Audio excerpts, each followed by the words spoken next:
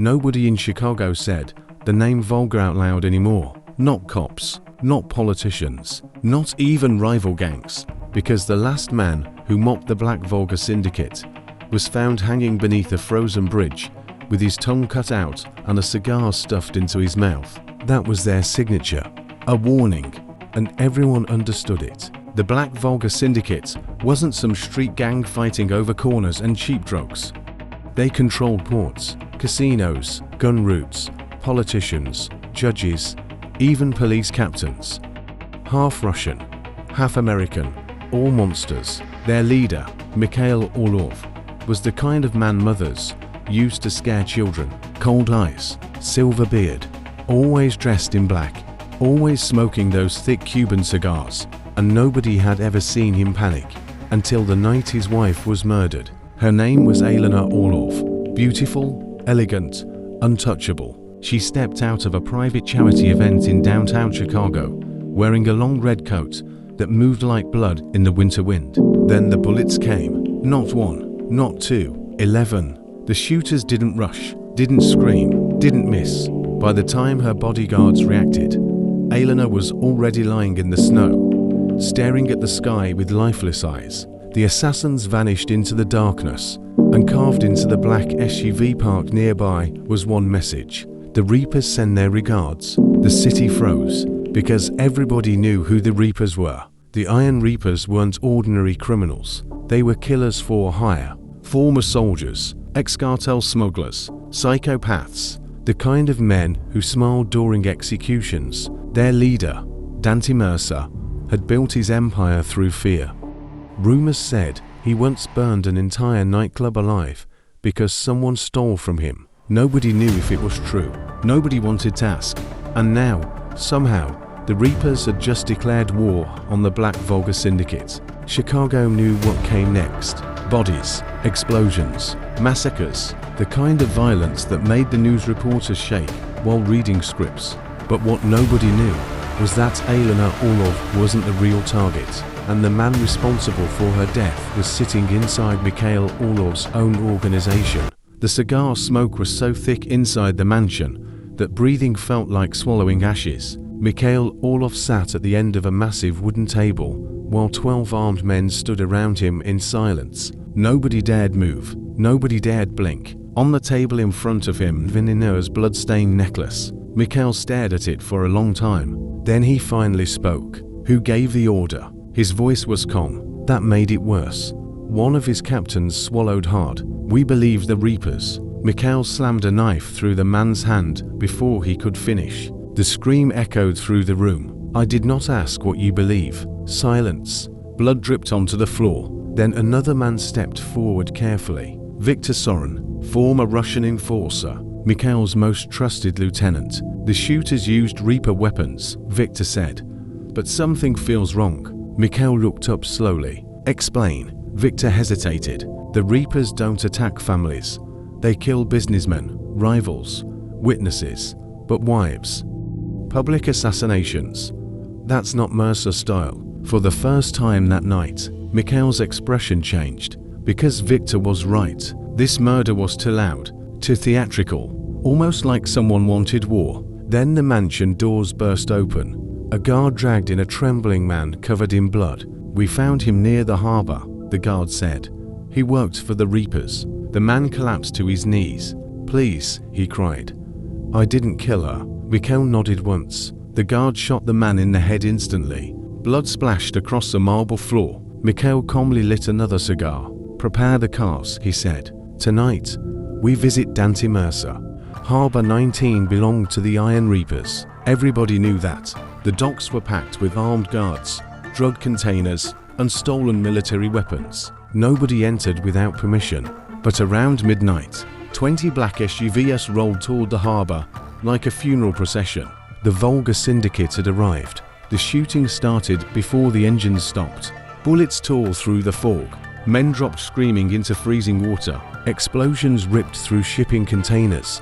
One Reaper gunman tried escaping through a warehouse window. Viktor grabbed him midair and snapped his neck against a steel beam. Chaos swallowed the harbor, and in the middle of it all, Dante Mercer walked out calmly holding a shotgun. Tall, broad shoulders, black leather gloves, a scar running down one eye. He looked directly at Mikhail. "You should have called first," Dante said. Mikhail stepped forward slowly. "You killed my wife." Dante frowned, then laughed. Not nervous laughter, real laughter. "You think I'd send a message before killing your wife?" Dante asked. "If I wanted Elena dead, you'd still be searching for the body." The gunfire around them continued, but Mikhail kept staring at him, trying to decide if he was lying. Then Dante threw something onto the ground. A silver coin.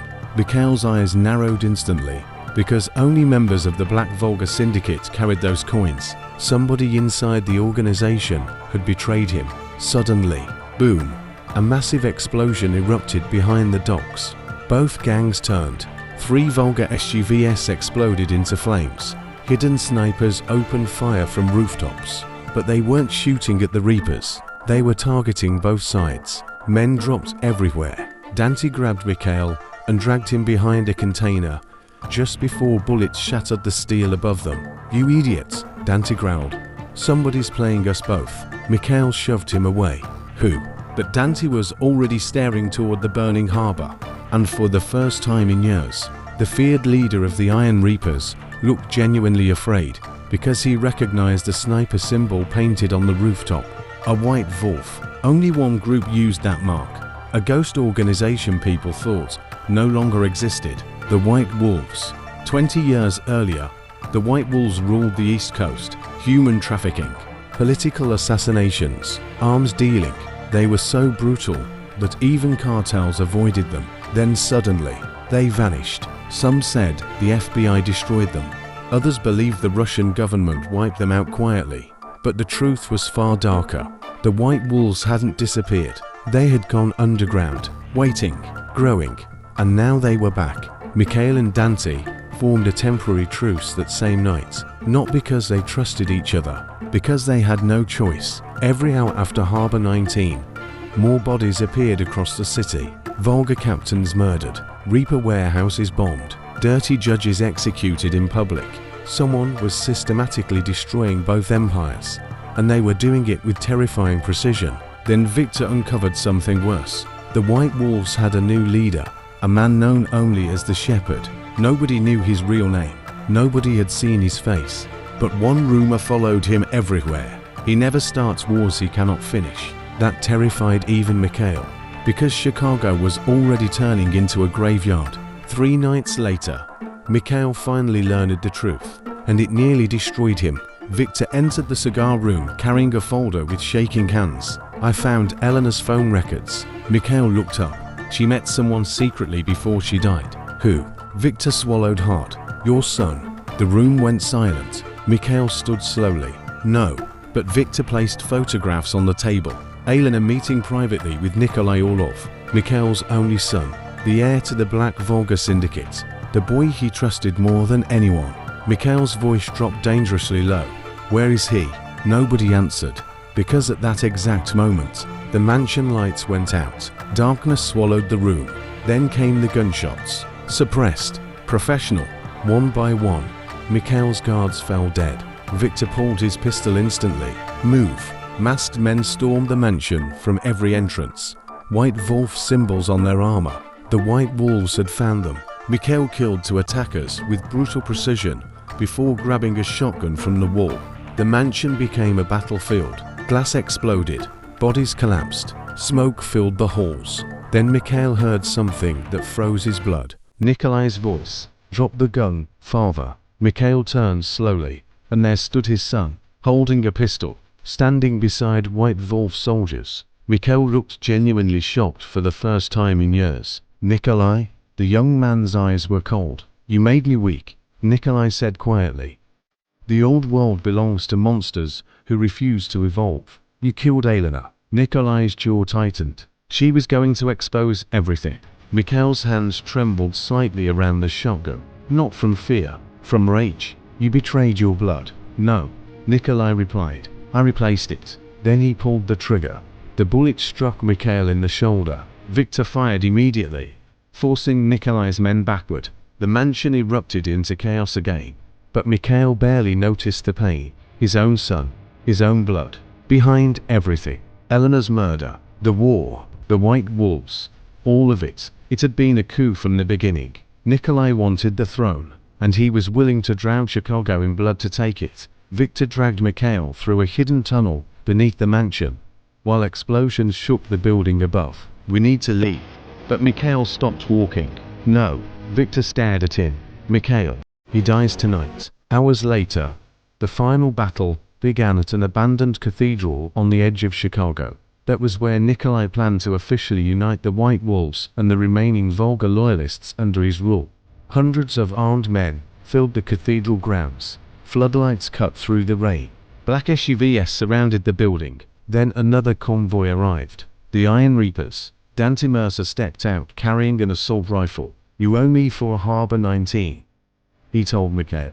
Mikhail reloaded his shotgun calmly. "Help me kill my son first." The assault began instantly. Gunfire thundered through the cathedral. Statues shattered. Men screamed. Blood painted the church floors red. The White Wolves fought like fanatics, but Mikhail fought like death itself. Every step he took left bodies behind. Finally, he reached the altar. Nikolai stood waiting there alone. Rainwater dripped through the broken ceiling. Father and son stared at each other across the ruined cathedral. "You should have let the old empire die," Nikolai said. Mikhail raised his shotgun slowly. "You should have remembered whose name you carried." Nikolai fired first. Mikhail fired second. The cathedral echoed with both gunshots. Then silence. Nikolai looked down slowly at the massive wound spreading across his chest. Shock filled his face. "You chose them over me." Mikhail's eyes were empty. "No, I chose Elena." Nikolai collapsed beside the altar, dead. The White Wolves surrendered within minutes. Their empire collapsed overnight, and by sunrise, Chicago belonged to Mikhail Orlov once again. But people noticed something strange after that night. The Black Volga Syndicate became quieter, smaller, more secretive. Mikhail was never seen in public again. Some believed guilt finally broke in. Others believed he was planning something worse. But every winter, at Elena Orlov's grave, someone still leaves a fresh cigar beside the snow-covered headstone, and nobody in Chicago is brave enough to touch it.